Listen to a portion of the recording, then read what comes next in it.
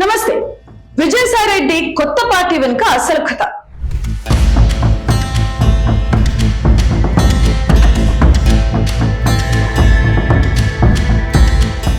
దేశమంతా ఒక ఎత్తైతే ఆంధ్రప్రదేశ్ రూటే సెపరేట్. దేశమంతా కాషాయ జెండా రెపరెపలాడిన ఆఖరికి కమ్యూనిస్టుల కంచుకోట పశ్చిమ బెంగాల్లో కూడా బీజేపీ పాగా వేసిన ఏపీలో మాత్రం ఎందుకు ఆ మ్యాజిక్ వర్కౌట్ కాలేదు. కానీ ఇప్పుడు ఏపీ రాజకీయాల్లో ఒక అనూహ్యమైన పరిణామం జరుగుతుంది. దశాబ్దాలుగా ఏపీకి పరిచయం లేని ఒక కొత్త పొలిటికల్ ఫిలాసఫీతో ఒక సంచలన నాయకుడు కొత్త పార్టీ పెట్టబోతున్నారు. ఆయనే విజయసాయిరెడ్డి. ఇంతకీ ఆయన ఎంచుకున్న ఆయుధం ఏంటి? బీజేపీకే సాధ్యం కానిది ఆయన వల్ల అవుతుందా?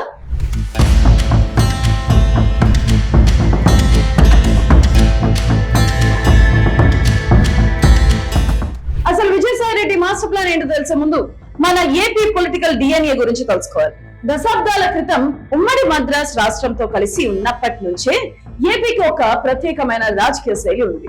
మద్రాస్ నుంచి విడిపోయిన తర్వాత కూడా ద్రవిడ ఉద్యమ ప్రభావం, లౌకిక భావాలు, వామపక్ష సిద్ధాంతాలు ఏపీ ప్రజల నరనరాన జీర్ణించుకుపోయాయి.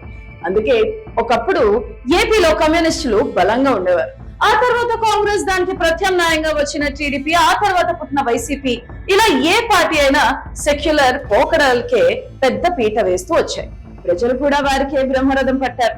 హార్డ్ కోర్ హిందుత్వ భావజాలానికి ఏపీలో ఎప్పుడూ పెద్దగా చోటు దక్కలేదు. అందుకే జాతీయ స్థాయిలో దూసుకుపోతున్న బీజేపీ ఏపీలో మాత్రం ఇప్పటికీ సతమతం అవుతూనే ఉంది.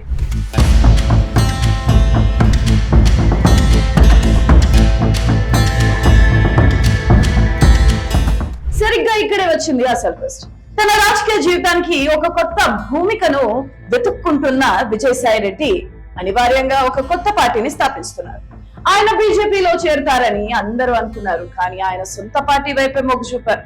అయితే ఇక్కడ సంచలనం ఏంటంటే ఆయన ఎంచుకున్న సిద్ధాంతం, ఆయన మీడియా ముందు చేస్తున్న కామెంట్స్ చూస్తుంటే ఆయన వీర హిందుత్వ సిద్ధాంతం వైపు అడుగులు వేస్తున్నట్టు స్పష్టంగా అర్థమవుతుంది. దానికి ఉదాహరణే కాకినాడలో జరిగిన ఒక కుటుంబ సామూహిక ఆత్మహత్య ఘటన. ఆ ఘటన వెనుక లవ్ జిహాద్ ఉందని ఆయన నేరుగా ఆరోపించారు.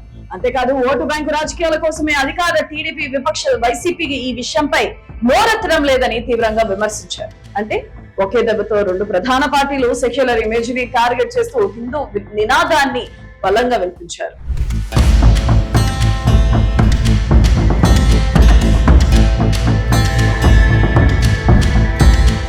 సాధారణంగా ఏ రాజకీయ పార్టీకైనా నాయకుడి ఇమేజ్, అలాగే సిద్ధాంతాల సారం, ఈ రెండూ అవసరం.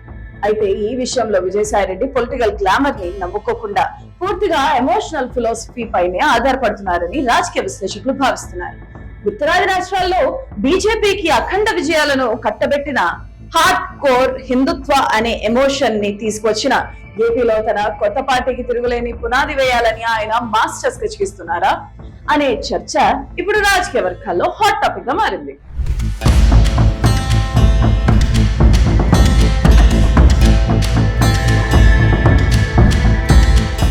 కానీ ఇక్కడే ఒక అతిపెద్ద ధర్మ సందేహం వస్తుంది. కేంద్రంలో అధికారంలో ఉన్న బీజేపీకి ఏపీలో హిందుత్వ నినాదం వర్కౌట్ కాలేదు. ఏపీలో హిందుత్వంకు ఆ మాత్రం మద్దతు లభిస్తే ఈ పార్టీకి బీజేపీ అధికారంలోకి వచ్చేది కదా.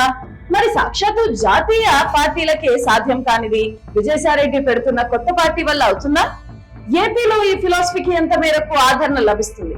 ఏది ఏమైనా ఒక రాజకీయ పార్టీని స్థాపించడం చాలా తేలిక, కానీ దాన్ని జనంలోకి తీసుకెళ్లడం బహు కష్టం. ఇప్పుడు అందరి మధ్యలో ఉన్న మరో ప్రశ్న, అసలు ఏపీలో కొత్త పార్టీకి అవసరమైన రాజకీయ శూన్యత ఉందా? విజయసాయిరెడ్డి ఈ సవాల్ను ఎలా ఎదుర్కొంటారు? వేచి చూడాల్సింది. మరి మీరేమనుకుంటున్నారు? విజయసాయిరెడ్డి హిందుత్వ ఎజెండాతో ఏపీలో సక్సెస్ అవుతారా? ఏపీలో కొత్త పార్టీకి భవిష్యత్తు ఉందా? మీ అభిప్రాయాన్ని కింద కామెంట్ చేయండి.